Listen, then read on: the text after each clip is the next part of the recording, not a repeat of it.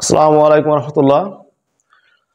এখন যে ক্লাসটা এসেছে এই ক্লাসটি কিন্তু খুব ইম্পর্টেন্ট এবং দেখা যাচ্ছে সূত্রের সাহায্যে গুণফল নির্ণয় একটা সমস্যা।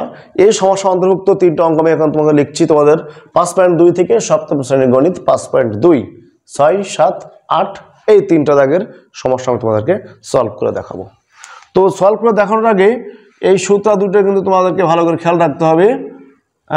একটা হচ্ছে কি a plus b into a minus b equal to a square minus b square, আর একটা হচ্ছে দেখো x plus a into x plus b equal to x square plus a plus b into x plus ab।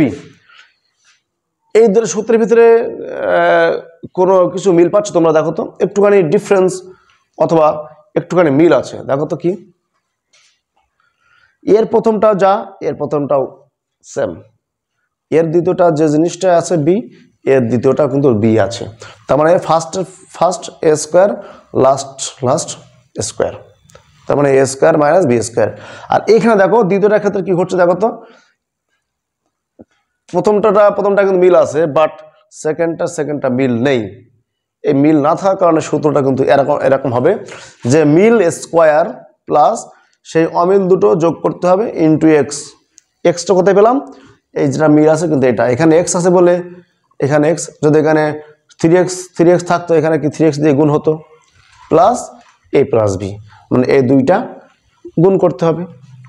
আচ্ছা, তাই যদি হয় তো দেখো 6 নম্বরটা দেখি। 6 নম্বরটা বলছে a minus B minus C into a plus B minus C.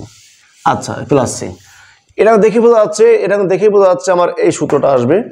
তো এখানে কিন্তু একটু ঝামেলা আছে যে একই রকম নেই, 3টা দিয়ে তার স্কয়ার সূত্র করা যায় না, 2টা দিয়ে করতে হবে। তাহলে আমি কি করব, আমি যদি এখান থেকে দেখো তো এরকম করে মাইনাস কমন নিই তাহলে এরকম লিখতে পারবো কিনা।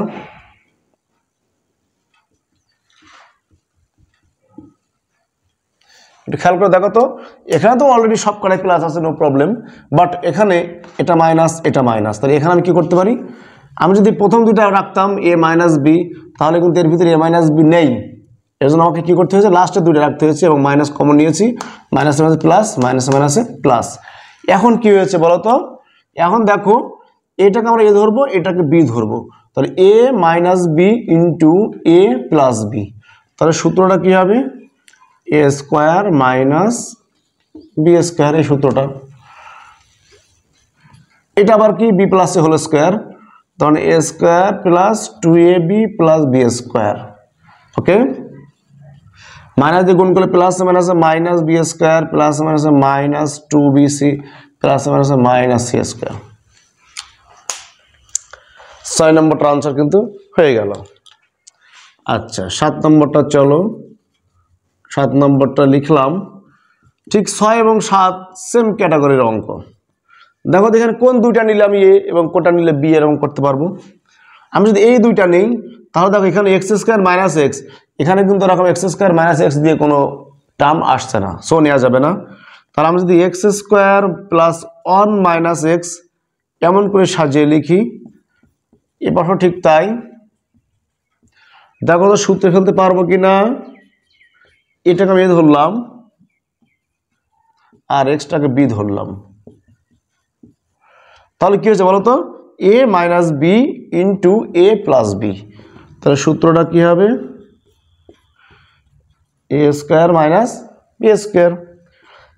এটা আমার সূত্র কি এ প্লাস হোল স্কোয়ার, সূত্র কি হবে এক্স স্কোয়ার তার হোল স্কোয়ার প্লাস 2 ইন্টু এটা এ প্লাস হোল স্কোয়ার সূত্র, এখানে হচ্ছে মাইনাস এক্স স্কোয়ার। তো এটা ভাঙলে 2 2 4, এটা হবে হচ্ছে 2x স্কোয়ার, 1 স্কোয়ার করলে 1 minus x square, that means 2x square থেকে একটা এক্স স্কোয়ার বাদ দিলে কি হবে x4 প্লাস x4, দুটা থেকে একটা বাদ দিলে থাকবে একটা প্লাস এক্স স্কোয়ার প্লাস 1। এটাই হচ্ছে 7 নম্বরের সলিউশন।